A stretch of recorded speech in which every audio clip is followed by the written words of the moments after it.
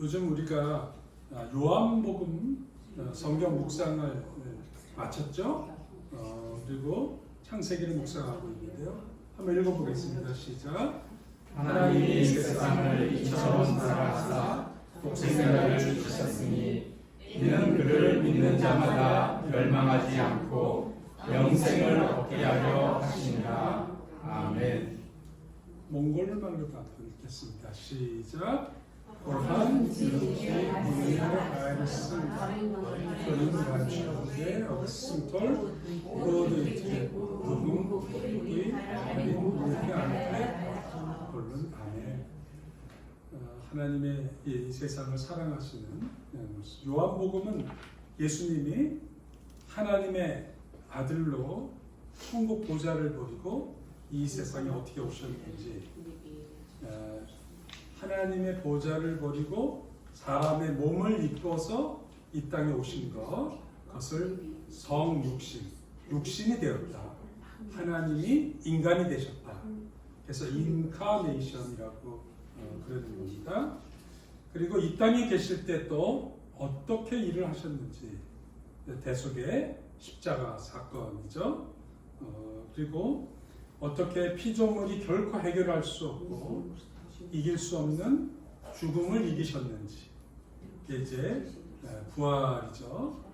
그래서 진정한 우리 인생의 소망이 되실 줄을 알려주는 성경입니다. 그래서 여러분, 성경책이 이렇게 두껍잖아요. 그래서 이거를 내가 읽기도 어렵고 시간도 없고 그러면 제일 먼저 하셔야 될 일이 요한복음을 처음부터 끝까지 제대로 정독하는 거예요. 그래서 하나님을 이해하고 하나님의 뜻을 알기에 가장 이렇게 쉽진 않지만 가장 이렇게 잘 요약되어 있는 성경이 요한복음입니다.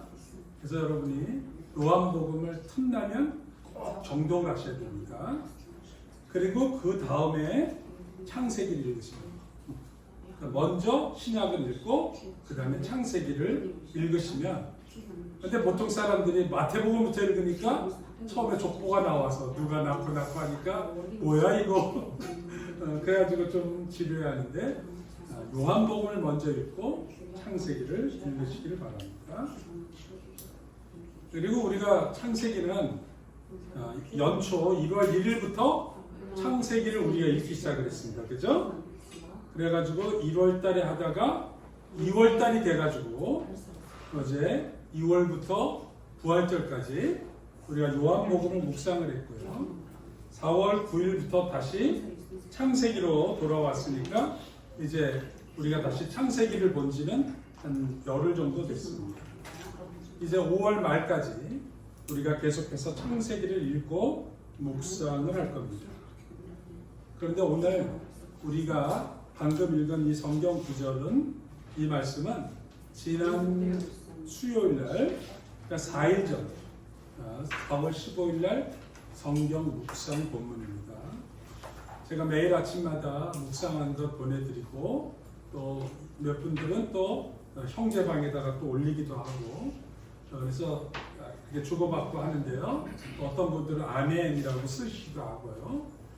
매일같이 우리 하는 이 성경 묵상은 우리 교회에 굉장히 중요한 영적인 관계입니다. 여러분 일주일에 한 번만 예배 드리고 가면 실제로 5일, 6일 그냥 하나님 잊어버리고 살 수 있어요. 그래서 할 수만 있으면 매일같이 성경을 묵상하시고, 또 제가 보내드리는 단톡방에 올린 거 한번 소리내서 또 읽고, 그리고 또 한번 읽어보시면 되겠습니다. 또 제가 여러분 읽기 쉬우라고 1번, 2번, 3번으로 정리해서 하고 마지막에 기도문도 넣거든요. 그러니까 여러분이 아침에 일어나셔서 제가 5시쯤 올리니까 딱 하면 소리내서 읽으세요. 소리내서. 그냥 눈으로만 보지 말고, 특히 몽골 분들, 제가 몽골말로 번역해서 올릴까요? 제가 번역해봐야 구글 번역기 쓰는 건데 그럼 여러분 읽다가 웃을 거야. 이게 뭐야? 그러니까 차라리 아침마다 내가 한국어 단어를 정확하게 내가 한번 공부한다. 그런 마음으로 한번 여러분 그거 평생 매일 아침마다 읽으면요. 여러분 발음도 좋아지고요. 그 다음에 용어, 여러분 수준 높은 한국어를 하게 됩니다. 그래서 소리내서 한번 꼭 읽으시기를 제가 말씀을 드립니다. 이 본문에 보면 야곱이 형하고 제 동생 쌍둥이로 태어났죠. 쌍둥이. 제가 뭐 정확하게는 잘 모르겠는데 쌍둥이로 태어나면 먼저 낳은 아이하고 두 번째 나오는 아이가 몇 분 간격으로 태어날까요? 10분? 20분? 30분? 다 다르죠. 그죠? 상황은 다 달라요. 그러니까 하여간 어쨌든 너무 늦게 태어나면 위험한 거잖아요. 그죠? 그러니까 뭐 빨리 태어날수록 짧을수록 좋은 거예요. 그러니까 큰애, 둘째, 제 친구 중에도 그 쌍둥이 형제가 있습니다.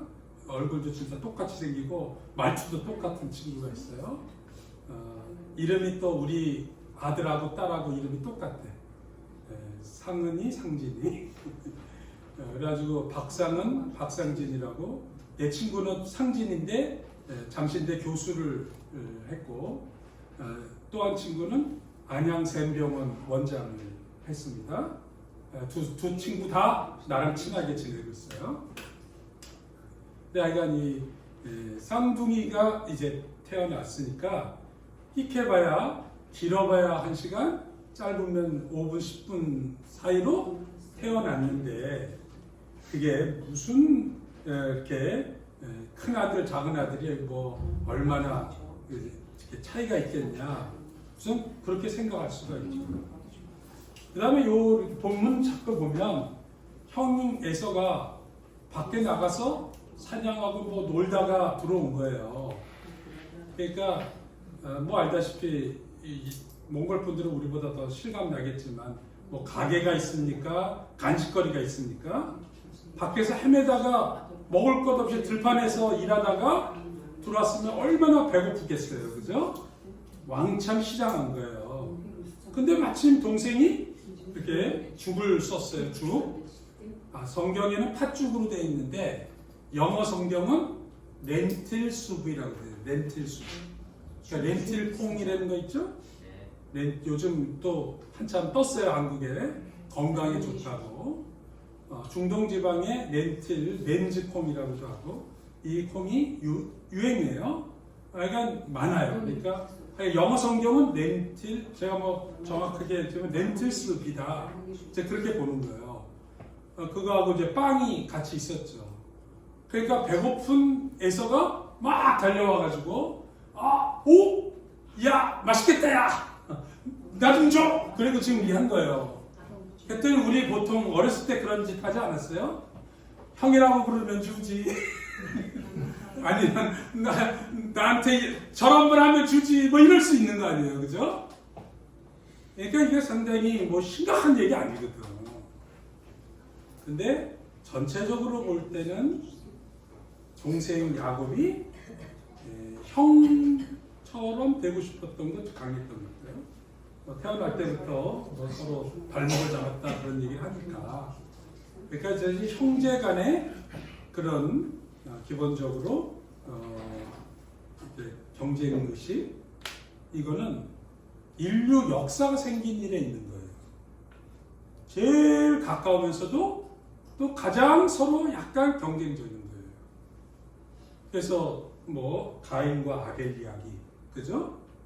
동생 제사 받으니까 시기가 나서 동생을 죽이는 사건, 그 가인과 아벨 사건 이후로부터 까라마조프가 형제들, 뭐 수많은 형제 간의 갈등, 상처, 시기, 비교, 이거는 역사적으로 있어 왔던 일이에요. 거기다가 또 아버지에서 엄마 리브가가 쌍둥이 둘이 있는데 두 놈이 서로 다르게 생겼어. 일란성 쌍둥이가 있고 이란성 쌍둥이가 있죠, 그죠? 그래가지고 이제 얘들은 이란성이었던 것 같아요. 그래서 큰 아들은 얼굴이 좀 붉고 털이 많이 나오고 등치도 괜찮고 사냥하는 걸 좋아하고 또 활달하고 요즘 말로 얘기하는 상남자 이런 거였고, 야곱은 애가 좀 얌전하고 이렇게 생각하는 거 좋아하고, 우리로 요즘으로 얘기하면 혼자 틀어박혀서 게임하고 책 읽는 거 좋아하고 조용조용 하면서도 또 사근사근한 거예요.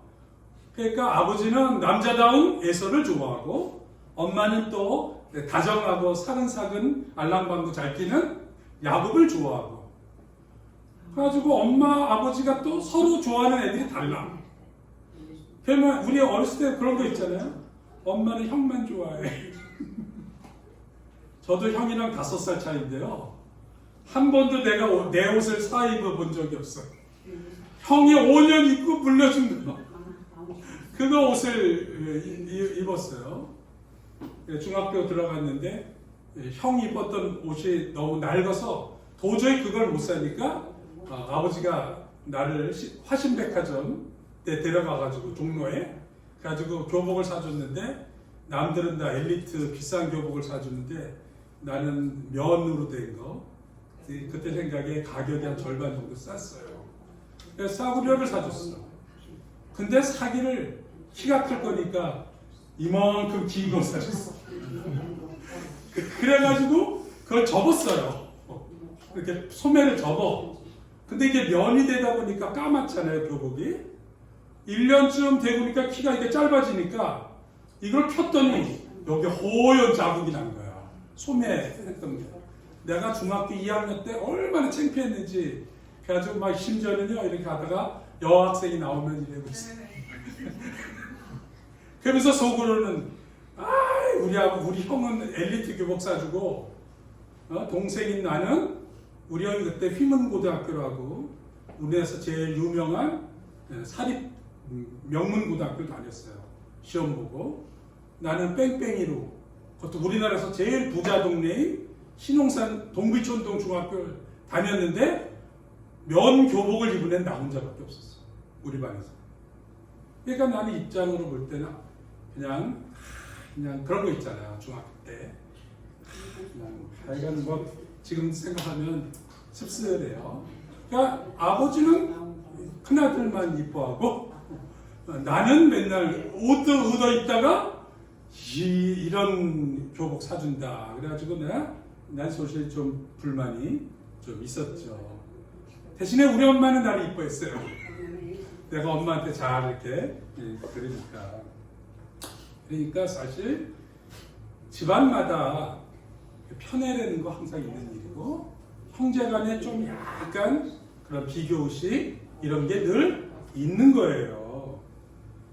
그런데 성경은 이 마다들의 권리를 탄 사건을 오늘 이렇게 중요한 사건으로 기록하고 크게 의미를 부여하는 건 무엇 때문일까? 이거는 물리적인 시간, 얼마나 먼저 태어났느냐, 나이가 많냐 적으냐, 시간의 문제도 아니고 몸의 육체적인 의미보다는 에서와 야곱이 했던 정신적인 역할, 영적인 상징성을 매우 크고 중요하게 여기는 하나님의 관점이 이 성경에 기록된 거예요. 다시 말합니다. 인간적으로는 이해할 수 있고 뻔한 일이고 뭐 그게 뭐 대수야, 그렇게 얘기할 수 있지만 하나님이 인생을 볼 때, 사람의 인생 삶을 볼 때, 역사를 다 볼 때, 왜냐하면 이 성경은 그 사건 자체를 기록한 게 아니고 이 사람들이 지나간 다음에 모세가 쓴 성경이잖아요, 그죠? 그게 한참 지나고 나서 에서의 인생과 야곱의 인생을 비교해 보니까 하나님의 관점에서는 이게 더 중요하다고 본 거예요. 누가 더 잘 살았느냐, 누가 더 힘이 좋았느냐, 누가 더 먼저 태어났느냐, 그게 아니라 하나님의 마음에 합해서 하나님의 뜻을 따라서 살아온 인생이 둘이 어떻게 태어났는, 이렇게 달라졌는가를 오늘 이 본문을 통해서 기록으로 나타나는 거예요. 그래서 창세기에 나타난 오늘 이 사건, 팥죽을 팔아먹은 이 사건을 장자의 명분을 팥죽으로 바꾼 거죠. 그래서 그걸 신약 성경에서는 이렇게 해석을 했습니다. 히브리서 12장 15절에 있는데, 또 음행하는 자나 음식 한 그릇에 장자권을 팔아넘긴 에서와 같은 속된 사람이 되지 않도록 주의하십시오.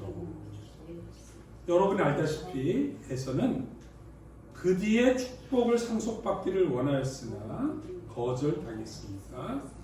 그는 눈물을 흘리면서 구하였건만 회개를 할 기회를 얻지 못했다. 그러니까 에서를 놓고는 속된 사람이라고 표현합니다. 속된 사람. 그리고 요거를 우리 개역 개정에는 볼 때는 장자의 명분을 판 에서와 같이 망령된 자가 없도록. 그러니까 세번역에서는 속된 사람, 세속적인 사람. 개역 성경은 망령된 자라고 성경을 읽었습니다.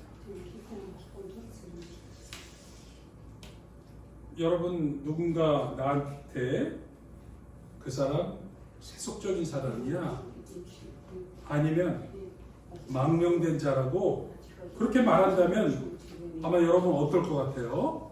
발끈하겠죠. 아니 도대체 내가 어떻게 그 사람한테 보였길래 나를 세속적인 인간이야 라든지 속물이다 그런 말 있잖아요. 그죠? 아니면 망령되다고 얘기하겠어요. 만약 크리스찬 여러분한테도 누가 또는 영적 지도자에게, 선생님에게, 아니면 무슨 장로님, 권사님, 집사님한테 그 사람 세속적이야, 아니면 망령된 자야 라고 얘기한다면 얼마나 속상한 얘기겠습니까? 근데 성경이 그렇게 기록을 한 거예요. 그러니까 지금 우리를 방금 읽은 것처럼 에서가 장자의 명분이 나한테 뭐가 유익해 그렇게 얘기했죠. 이 장자의 명분이 나한테 무엇이 유익하리요? 라고 얘기했다면 그게 얼마나, 그리고 요거를 세번역에서는 이렇게 썼어요. 나한테 맏아들의 권리, 장자의 명분이죠. 뭐 그리 대단한 거냐 라고 번역을 했습니다. 그래서 제가 이게 훨씬 더 생생해서 오늘 제목을 맏아들의 권리가 뭐 그리 대단해, 그러니까 별거 아니야. 몽골 말로는 이걸 뭐라고 번역을 했죠? 아시크테. 오금 후 큰아들이 이게 있는 권리가 나에게 뭐 어떤 유익입니까? 이익이 되냐? 그러니까 장자 권리 하는 거 그까짓 건 뭐 아까 이게 뭐 대수롭냐, 중요하냐? 이 한국말은 그렇게 번역을 했고 몽골 말로는 이익하고 번역을 했어요. 나한테 뭐 도움이 돼, 뭐 이익이 되는 거야. 그렇게 관점이 완전히 다른 그런 거죠. 이게 이런 태도, 에서의 이런 생각, 이런 태도가 그의 인생을 결정적으로 실패한 사람이 되게 만들었다. 세속적이고 망령된 인생을 살게 만들었다.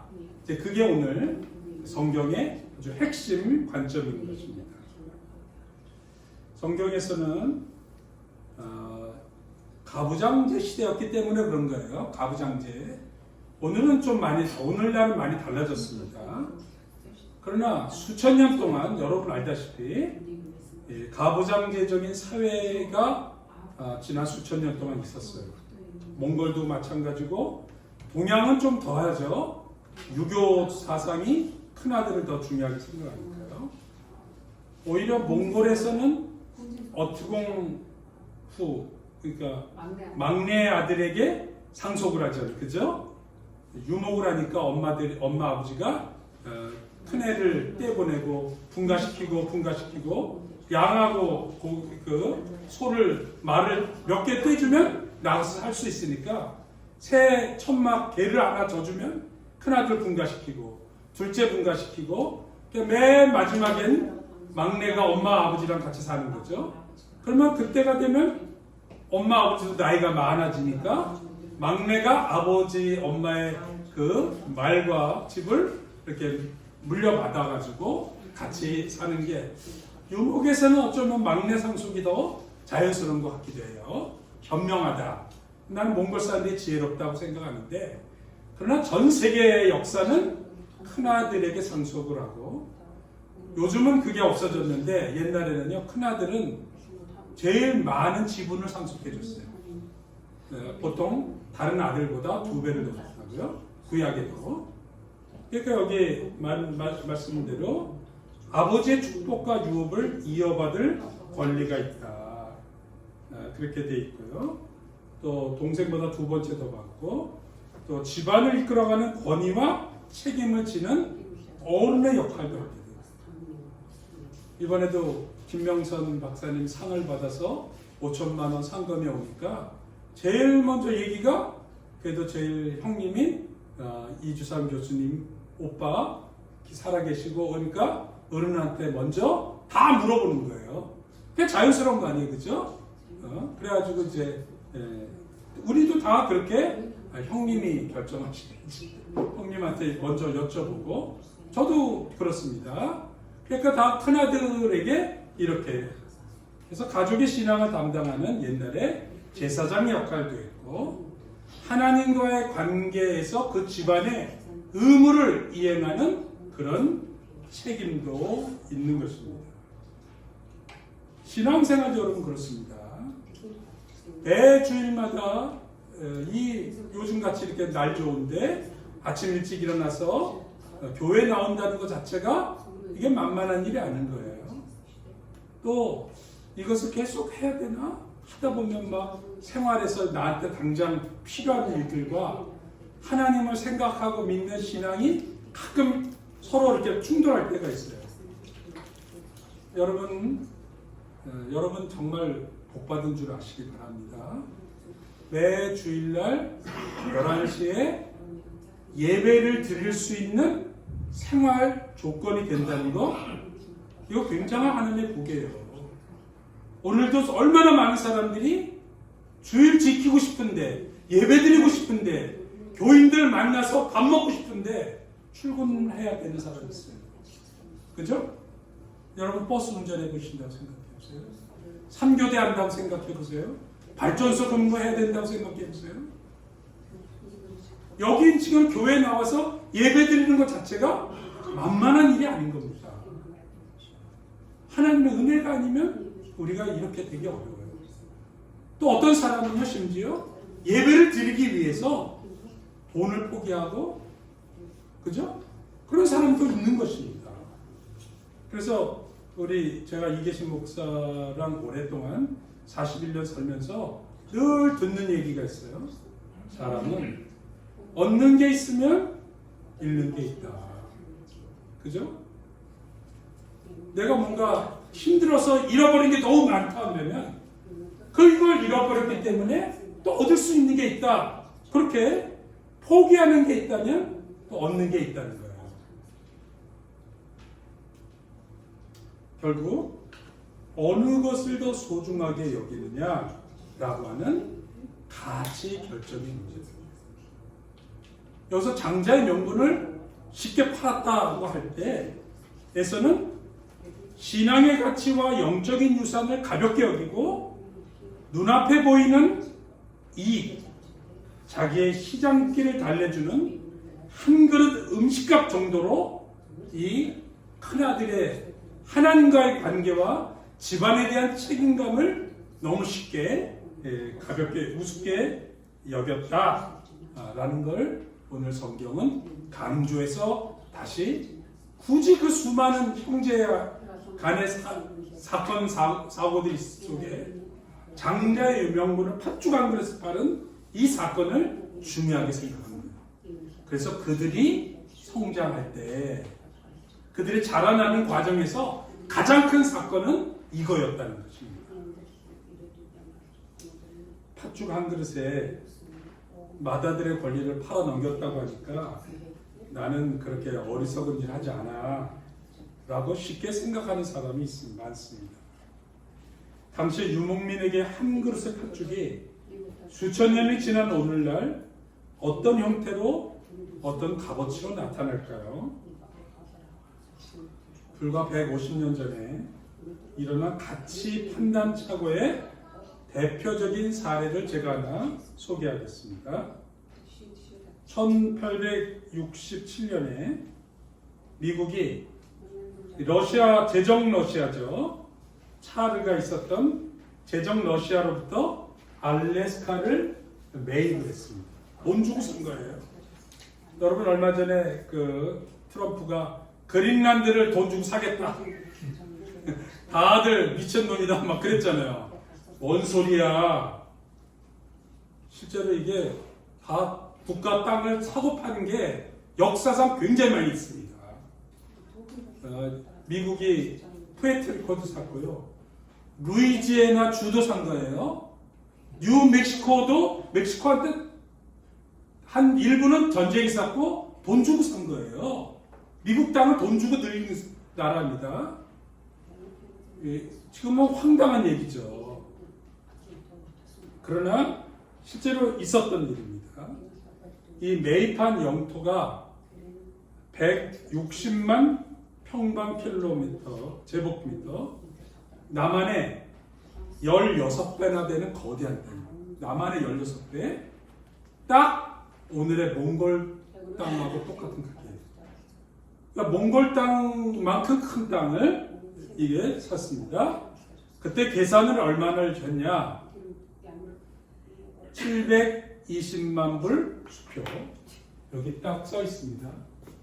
720만 달러라고 미국 정부가 발행한 금으로 환산한 720만 달러로 이거를 산 겁니다. 오늘날 비용으로 이걸 환산해 보니까 16억 7천만 달러예요. 한국 돈으로 지금 환산하면 환율이 낮을 때는 한 2조 원, 환율이 조금 높으니까 2조 3천억, 4천억 정도 됩니다. 2조 4천억 정도 되는 돈을 썼습니다.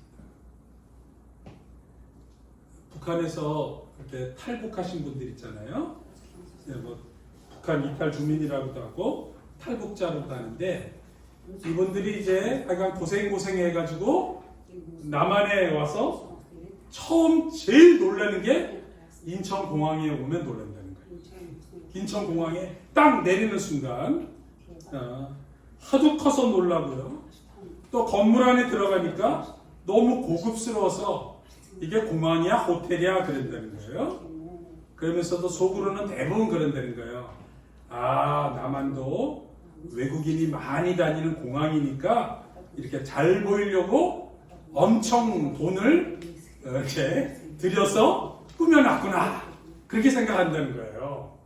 그래서 아, 남한도 허세가 심하구나. 이제 그죠? 외국인들이 많이 오니까 공항을 무지무지하게 잘 졌네. 그렇게 생각하는 거예요. 근데 공항을 이제 나와가지고 하나원이라고 거기에 입소해서 한두 달 이제 교육도 받고 뭐 조사도 하고 그러잖아요. 거기가 어딨냐면은 하나원이 영동선 영동고속도로 용인휴게소 지나면 덕평휴게소가 있어요. 그 덕평 IC에서 나오면 옛날 유네스코 수련원이 하나원이 됐어요. 제가 소망교에서 전도사 할 때 우리 소년부 수련회를 그 덕평 유네스코 수련원에서 한 적도 있어요. 그래서 저도 가봐서 잘 압니다. 거기가. 그리고 그 하나원을 가려면 인천대교를 지나가야 되는 거예요. 인천대교. 인천 인천대교가 바다를 가로질러서 21.4km, 순수 다리만 18.4km. 북한 분들이 이 인천대교를 보면 이렇게 말문이 막히고 이걸 어떻게 지었지? 높이가 272m입니다. 저 탑 꼭대기가요. 그리고 바다를 가로질러 그리고 깜짝 놀래가지고 그러면 갑자기 안내하는 사람 말이 다 믿어진대. 야, 인천공항. 그런데 이 인천대교를 건설한 건설비가 2조 6천억 원 들었습니다. 그러니까 알래스카를 구입한 돈이 2조 4천억, 5천억이니까 다리 하나 짓는 비용으로 알래스카 땅을 산 거예요. 그때 윌리엄 수워드라고 이 국무장관이 이 링컨 대통령하고도 같이 일했던 사람이에요. 링컨 대통령 때 이미 국무장관을 하고 굉장히 정치적인 거물이었는데 이 서명을 할 때 사람들이 전부 다 욕을 했어요. 슈워드가 정부 돈을 가지고 냉장고, 큰 냉장고 하나 샀다. 이렇게 아이스박스 뭐 쓸데없는 걸 샀냐. 아니면 북극 곰들이 그 놀게 하려고 파르크 정원을 만들어 주려고 그 돈을 다 들였냐. 수도 없이 욕을 했습니다. 다리 하나 만드는 비용으로 전략적으로나 군사적으로 엄청난 가치를 지은 거대한 땅을 미국이 매입한 겁니다. 놀랍게도요. 알래스카 땅을 매입하고 5년 뒤 엄청난 금광이 발견이 돼가지고 금광 그래가지고 미국에 있는 사람들이 대거 알래스카로 몰려갔어요. 캘리포니아에 먼저 골드러시라고 있었어요. 그래서 막 수도 없이 찾아가서 금 캐느라고 했던 사람들이 이번에는 캘리포니아에서 시애틀 이쪽에서 육로로도 가고 배를 타고도 가고 돌아도 가고 해가지고 주노 그 다음에 스카그웨이 파소스 해가지고 이쪽으로 넘어가는 기찻길을 따라서 엄청나게 이 알래스카 이쪽을 가서 사람들이 어마어마하게 모여들었습니다.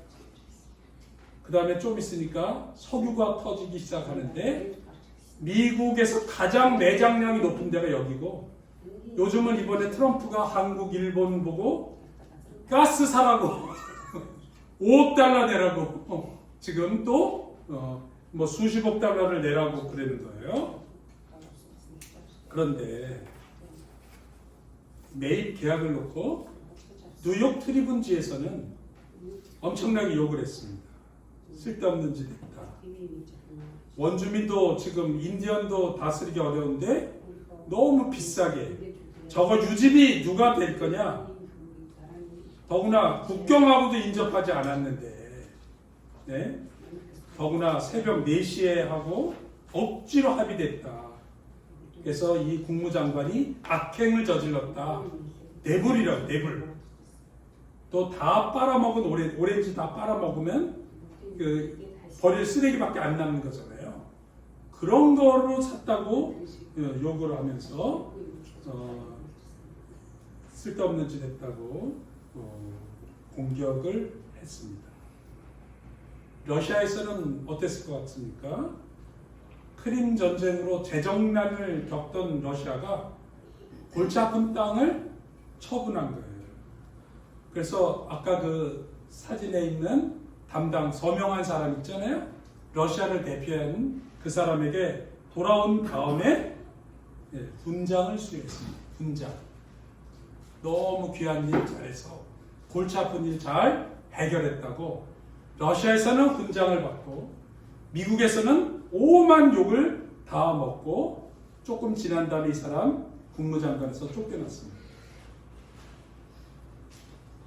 눈앞에 이게 중요한 나머지 진짜 큰 이익이 보지 못한 겁니다. 사실 큰 그림은 너무 크기 때문에 눈앞에 잘 보이지 않습니다. 자신의 생에 호의호식하면서 권력을 누렸던 인물이 역사의 평가에서는 비참한 최후와 오명을 남긴 사례가 수도 없이 많습니다. 그러면 야곱과 에서는 어땠을까요? 에서는 신뢰를 선택했고 야곱은 명분을 택했습니다. 야곱이 마다들의 권리를 샀으니까 승승장구했습니까? 오히려 집에서 쫓겨나서 죽는 날까지 험난한 인생을 살았습니다. 그가 얻은 거라고는 아버지로부터 축복의 말 몇 마디 들은 게 전부였습니다. 그러나 에서는 아버지 집에 남아서 이 땅에서의 삶만 본다면 에서는 편리하고 인생을 즐기면서 살았습니다. 아버지의 모든 재산과 유산을 다 물려받았잖아요. 그죠? 오히려 이걸 핑계대고 야곱을 쫓아냈어요. 에서가. 겉으로는 너 나 속였지! 그렇게 얘기했을지 모르지만, 그죠? 실제로 내용상으로 볼 때는 에서가 이걸 핑계대고 동생을 쫓아냈다고도 볼 수 있어요. 그래가지고 20년을 바깥 돌아다니면서 집을 가지도 못했습니다. 그래서 야곱이 얻은 마다들의 권리는 허울만 좋을 뿐 실속은 하나도 얻지 못했습니다. 그래서 야곱은 쫓겨나서 20년을 딴 데 살았죠. 그리고 아무것도 못했습니다. 그러나 야곱의 험난한 130년의 인생은 죽고 난 다음부터 시작이 됩니다. 그래서 약속된 마다들의 축복과 권리가 야곱의 아들 요셉과 자자손손에게 성경의 기록으로 오고 오는 세대의 믿음의 대를 이은 영적인 유산을 그가 받았습니다. 반면에 에서는 신앙을 버리고 이방 여인과 결혼하면서 세속적인 사람, 망령된 행동을 한 대표적인 인물로 역사에 오점을 남았습니다. 그러면 여러분이라면 어떤 길을 선택하시겠습니까? 눈에 보이는 이익과 호기를 달래주는 달콤한 먹거리, 확실한 권리를 잡겠습니까? 아니면 눈에 보이는 가치와 고달프고 엄격한 신앙생활과 절제와 불확실한 미래와 영적 책임감을 붙잡겠습니까? 이것이 오늘 이 성경이 우리에게 주시는, 그리고 우리에게 지금 결정하라고 요구하시는 중요한 말씀입니다. 씨 뿌리는 자의 비유를 보면 하나님이 씨를 뿌렸어요. 농부가 씨를 뿌렸어요. 그런데 가시나무 떨기에 뿌려진 것은 자라나지 못하고 박힙니다. 그때 예수님이 이렇게 설명을 해주셨어요. 가시떨기에 뿌려졌다는 것은 말씀을 들었지만 세상의 염려와 재물의 유혹에 말씀이 막혀서 결실을 하지 못했다. 그러면 지금 에서의 그 생각이 재물의 유혹과 눈앞에 자기에 있는 이익을 자기가 받은 거잖아요. 결국 명분을 택하지 않고 진리를 택한 사람의 자연스러운 모습이 결국 그렇게 약해졌다는 것을 말씀하는 것 같습니다. 그러나 오늘날도 세속의 성공과 물질의 가치를 최우선으로 생각하는 그런 사람들이 대부분 우리 사회에 간직하고 있습니다. 그리고 오늘도 우리에게 순진하게 살지 말아라, 또 명분 쫓다가 굶는다, 이런 얘기 우리 실제로 들으면서 사는 거 아닙니까? 제가 주한대학원대학교에서 일할 때 리더십 아카데미 회원들하고 이게 장로님 될 때 장로님 교육하는 프로그램이에요. 10주 동안 교육을 하는데 그때 주기철 목사님의 순교지를 저희들이 늘 순례를 1박 2일 했습니다. 이게 이제 진해에 있습니다. 주기철 목사님은 1920년대에 오산학교를 나왔습니다.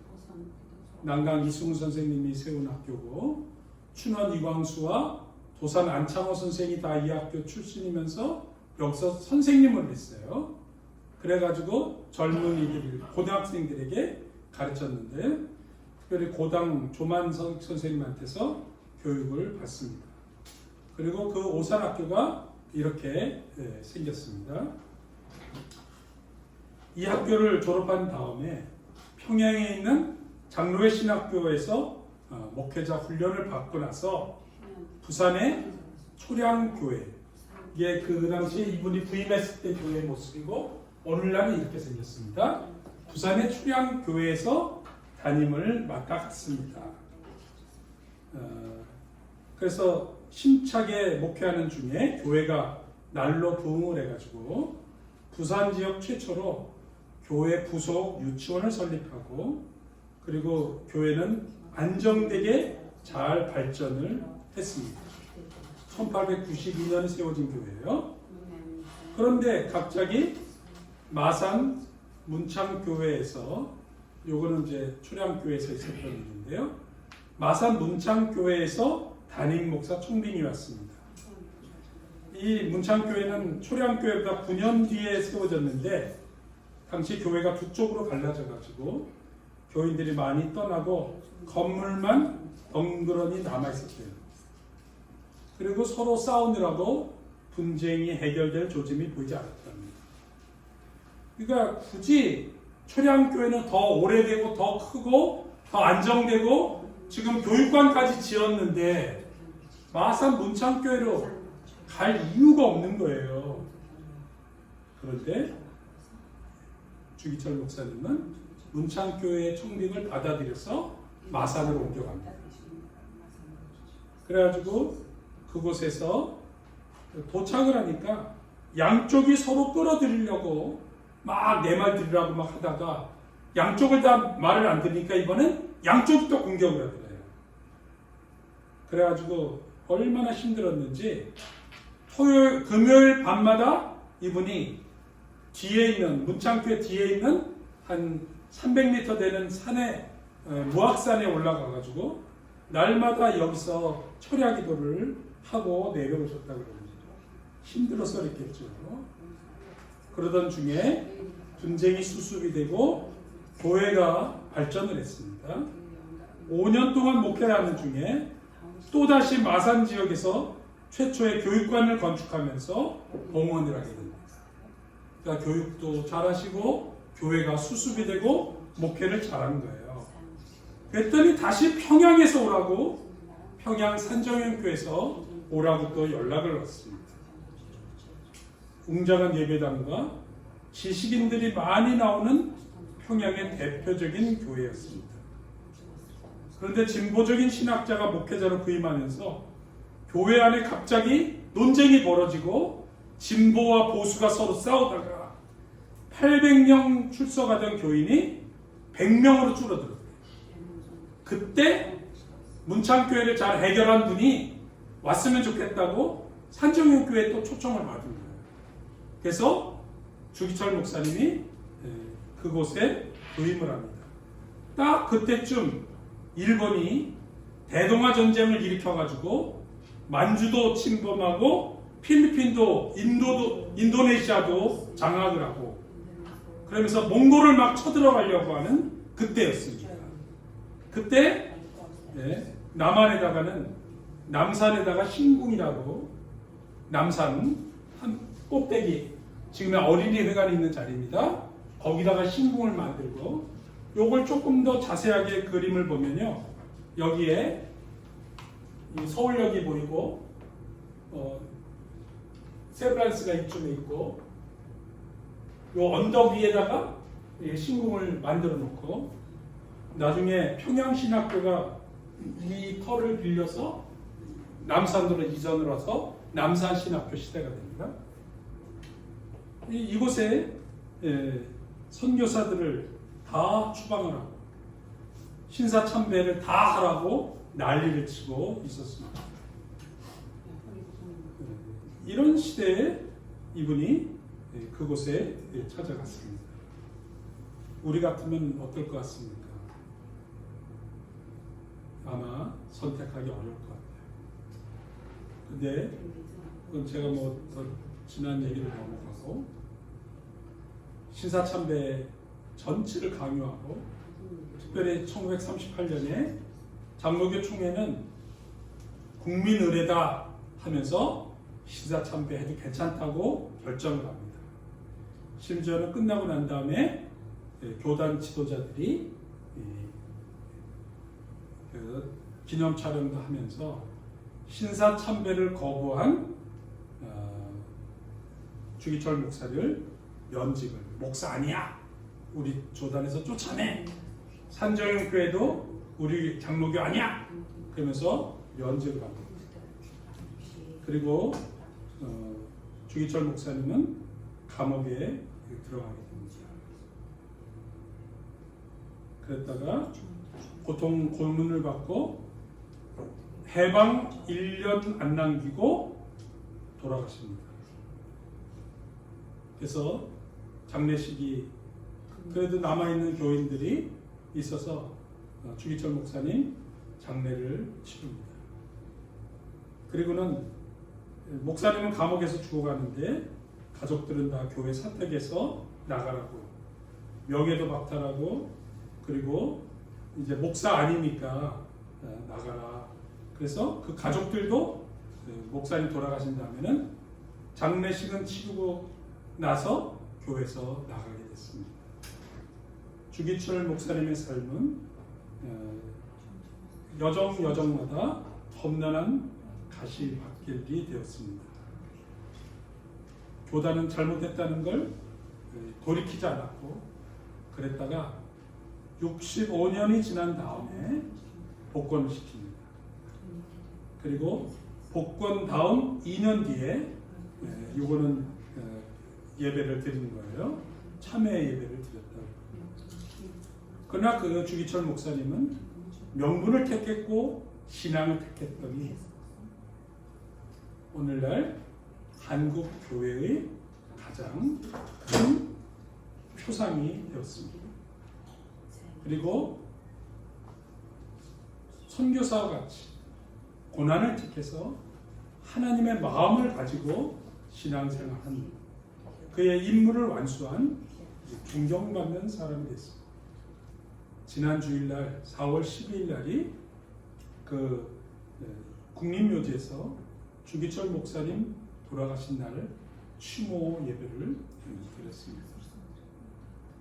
오늘날에도 마다들의 권리가 뭐 그렇게 대단하냐는 에서의 외침이 사방에서 학교에서 정치계에서 교회 안에서조차 물질적인 성공, 외형적인 성공, 이 땅에서의 성공과 출세가 치르거라고 얘기하고 신리를 취하라고 현실을 깨달으라고 얘기하는 시대에 왔습니다. 그러나 하나님의 말씀은 성경은 눈에 보이지 않는 가치가 중요하고 영혼을 사모하는 마음이 중요하고 생명이 더 중요하고 특별히 역사의 부르심과 평가가 더 중요하기에 하나님의 부르심을 따라 신앙으로 살아가라고 오늘도 말씀하고 있습니다. 오늘 주신 말씀에 비추어서 여러분의 남은 날들을 진정 믿음으로 살아가는 여러분이 되기를 축원합니다. 기도하겠습니다. 하나님 아버지, 눈앞에 보이는 당장의 필요를 쫓다가 보이지 않는 영원한 가치를 놓치지 않게 하옵소서. 그의 나라와 그의 의를 구하게 하시고 영원한 생명을 위해서 살아가는